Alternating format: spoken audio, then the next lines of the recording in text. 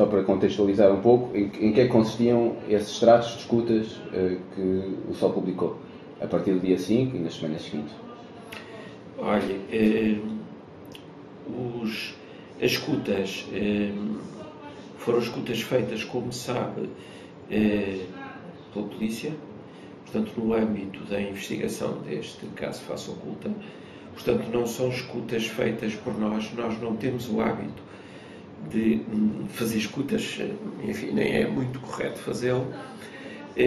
Escutas a que tivemos acesso e imediatamente percebemos estar em presença de um plano do governo bastante extenso para controlar órgãos de comunicação social.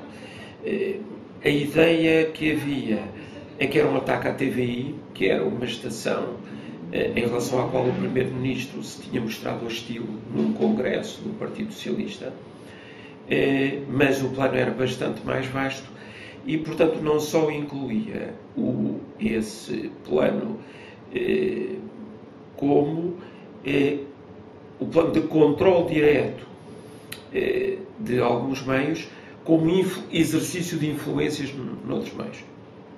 Curiosamente, eu hoje posso dizê-lo até porque já veio a público, o Primeiro-Ministro, na primeira conversa que teve comigo, depois da fundação do Sol, disse, bom, isto é muito fácil controlar os meios de comunicação social, porque basta exercer pressão sobre os patrões.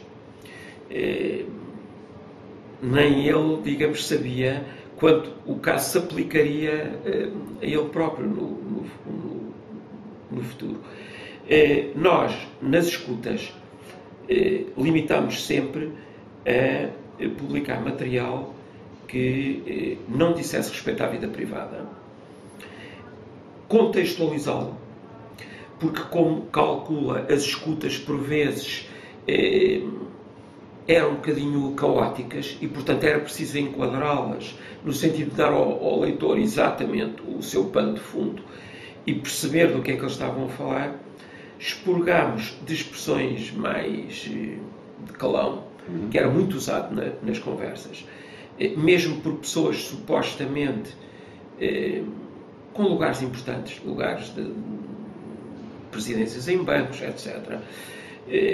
E, portanto, demos as escutas de uma forma contextualizada, de uma forma expurgada do calão de linguagem menos própria, de referências pessoais. Havia referências pessoais ao Presidente da República que eram altamente desprimorosas e, finalmente, só aproveitámos aquilo que dizia respeito a questões de natureza pública e ditas pelos intervenientes nas conversas na sua qualidade de responsáveis. É preciso dizer que não era só o Sol que tinha essa suspeita, o próprio juiz de instrução de Aveiro e a Polícia Judiciária também tinham essas suspeitas. Tinham a mesma suspeita, exatamente, embora a partir do momento em que nós iniciámos esta investigação, também fizemos investigação própria. E, portanto, obviamente que tínhamos conhecimento, não posso negá-lo, das diligências policiais e das conclusões dos juízes, mas nós também fizemos investigação própria, que era complementar da investigação policial e que indiciava exatamente no mesmo sentido. Exatamente no mesmo sentido. Portanto, digamos, este processo, no fundo, acabou por ser um bocadinho incómodo para toda a gente. Incómodo para a classe política, incómodo para a justiça. Porque a certa altura começámos a perceber que havia uma coisa altamente perversa numa democracia, que era uma cumplicidade entre o Procurador-Geral da República e o Primeiro-Ministro. Incómoda para a classe política, incómoda para o mundo empresarial. Agora, portanto, no fundo, isto mexeu com tudo. Agora diz, nós sofremos, por razões estranhas, nós começámos a ser vistos como um órgão, como persona não grata pelo governo socialista. E digo por razões, porque todos nós temos uma longa tradição de jornalismo independente, quando digo todos nós, as pessoas que estão na direção e os principais jornalistas. De jornalismo independente, eu fui, como sabe, durante 23 anos, diretor do Expresso, que é considerado um jornal exemplar do ponto de vista da isenção e do rigor jornalísticos. Agora, o que acontece é que nós surgimos no meio, nós aparecemos num momento em que este Primeiro-Ministro estava em estado de graça e que ninguém ousava criticá-lo. Esta é a verdade. José Sócrates estava em estado de absoluta graça. Não havia uma crítica ao governo nos meios. E, portanto, quando nós aparecemos, ele viu-nos um bocadinho como um potencial inimigo. Ou seja, há aqui, digamos, um certo consenso que este governo é para durar. Era um governo de maioria absoluta, não se esqueça. E, portanto, estes tipos vêm estragar um bocado este puzzle que está feito. E, portanto, desde o princípio, o governo viu-nos como um inimigo a abater. Houve várias tentativas, a principal das quais foi o nosso sócio, o nosso importante sócio, que era o BCP, exatamente,